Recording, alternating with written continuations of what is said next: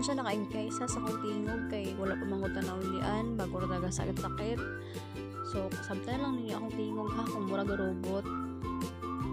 Mao na siya guys na siya. Lechon diha dako. Mga 80 to 90 kilo siguro na siya.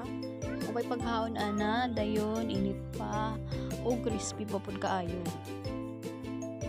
Ang ganahan kay sa lechon kay kana ra gyud panit. Mura gyud na siya akong ganahan.